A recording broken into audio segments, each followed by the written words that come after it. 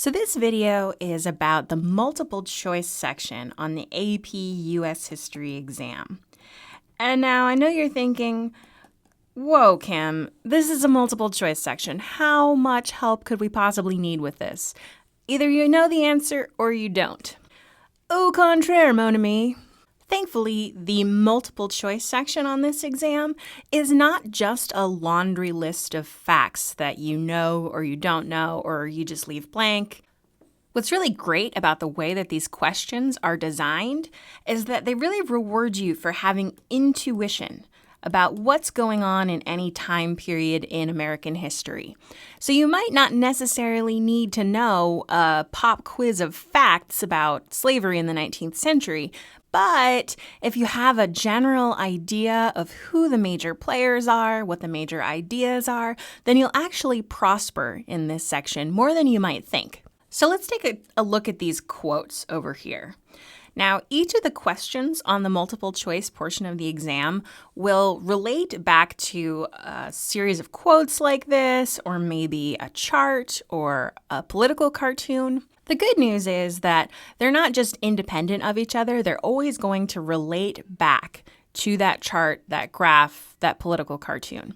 So these two quotes are actually related to 4 questions, and each set of quotes or cartoon will have about 2 to 4 questions that go with it. So you should really spend a lot of time reading these documents and reading them carefully. And before you even go about trying to answer the questions, try to get a sense of who the people are who are speaking, what their main points are, and how they're making their argument before you even take a stab at any of the questions. So let's do that with what we have here. So this is a real practice question from the AP exam, and it consists of 2 quotes, one from James Henry Hammond and one from Frederick Douglass. Now, Douglass you've probably heard of before. James Henry Hammond, maybe not so much. All right, well, first let's think about where they are in time. So we've got Hammond in 1845 and Douglass in 1852. So it's the late antebellum period, getting into the period just before the Civil War. We know there are a lot of arguments about slavery and whether it should exist at this time period. So, all right, that's a pretty easy baseline for where we are in time. Okay, now where are we in space? Well, we know that James Henry Hammond is from South Carolina. What about Frederick Douglass? Do we have any clues as to where he is?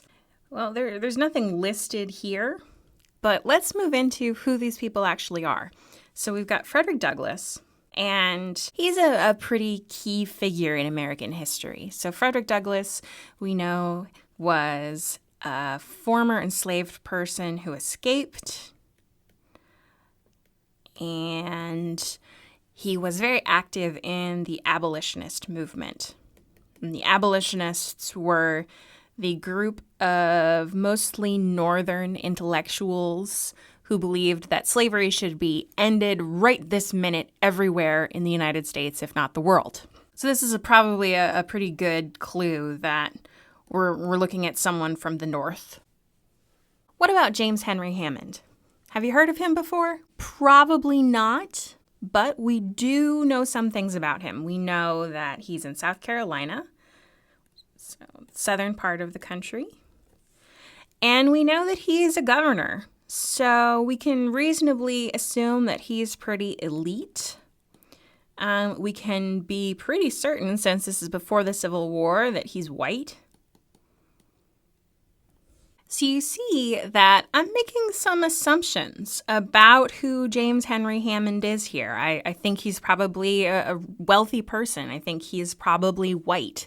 And you may be saying to yourself, whoa, what if James Henry Hammond was the one exception to the rule and he was from the working class, or he was that one African-American governor that we never talk about from before the Civil War? Basically, the question you're asking is, could this be a trick? And the answer is generally no. Almost never is the AP US History exam going to try to trick you with that one strange exception to the rule, because they want you to build this intuition. They want to say, all right, what do you know about American history and how can you fit these questions into that rubric? You even have kind of a clue that you probably shouldn't know who this guy is because they have to explain who he is in the first place, right?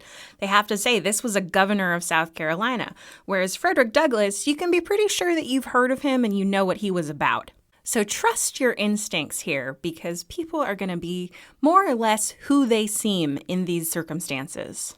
All right, let's finally read these quotes. Still, though a slaveholder, I freely acknowledge my obligations as a man, and I am bound to treat humanely the fellow creatures whom God has entrusted to my charge. It is certainly in the interest of all, and I am convinced it is the desire of every one of us, to treat our slaves with proper kindness. All right, so what is he saying here?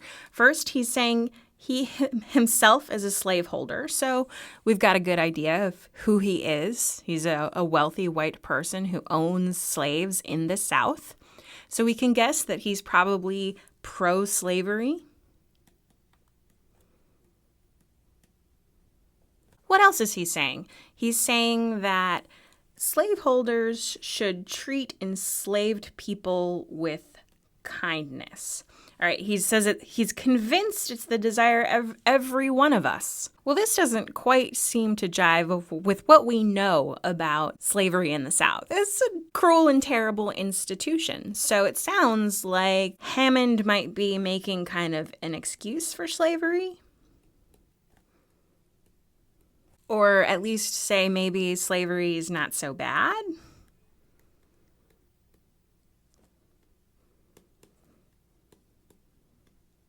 And I think there's one other thing kind of lurking in here, which is this idea that God has trusted fellow creatures to his charge. So he's almost saying that God made the system of slavery, that the way things are is the way that God wanted them to be. So this is almost a religious argument for slavery, saying God wanted it to be this way. God has entrusted these people to his care. So what's Frederick Douglass saying here? He's saying, standing with God and the crushed and bleeding slave on this occasion, I will, in the name of humanity which is outraged, and in the name of liberty which is fettered, in the name of the Constitution and Bible which are disregarded and trampled upon, dare to call in question and denounce slavery, the great sin and shame of America. Well, I'm going to go out on a limb here and say that Douglass does not agree with Hammond.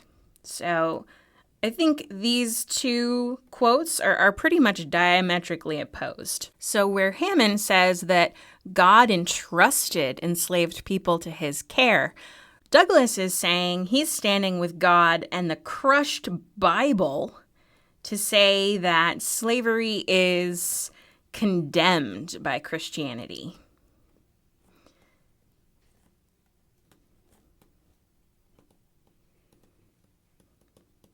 What else is he saying? Well, he's saying liberty and the Constitution are being trampled upon, so that there's a patriotic appeal maybe also for why the Declaration of Independence and the idea of all men are created equal is not compatible with slavery. So while Hammond is saying, oh, I think that all people who own slaves desire to treat them kindly, and God has entrusted us with slaves. This is the natural order meant by the Almighty. Douglass is saying, no, this is the great sin and shame of America. It is not a Christian institution, and it is not an institution which is compatible with the ideals of the United States. So we've got a ton of information out of these documents, and we haven't even looked at a multiple choice question yet. All right, are you ready to take some on? Let's do it. All right, this is an actual AP practice question. And the first thing you want to do when you're approaching one of these questions is to read it really carefully. So the excerpt from James Henry Hammond is most clearly an example of which of the following developments in the mid-19th century. All right, so we're only looking at Hammond, and we're specifically thinking about the mid-19th century. So put ourselves there in time, that kind of 1850s era. Let's go through the possible answers one by one, and if we don't like something, we will cross it out right away.